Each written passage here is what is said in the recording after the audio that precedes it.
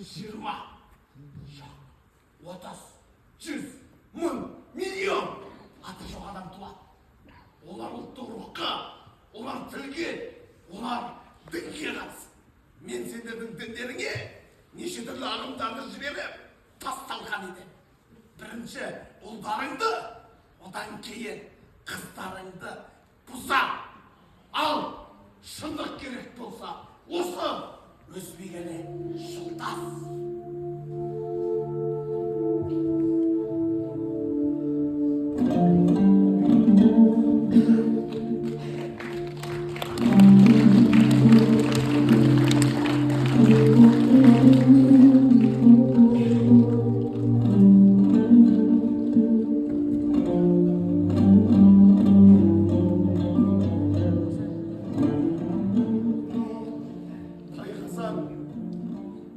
Тайқазан, Ермитажда тұрған Тайқазанды қалай ғана алып келдің сен соң? Бір қабырғасын бұздырдым.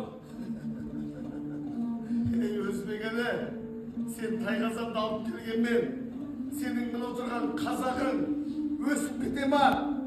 Өліп кете ма? Жоқ болмаса, көктен көгеріп кете ма? Ей, аты жоқ адам! Мәселе Тайқазанның өзінде емес, мәселе Тайқазанға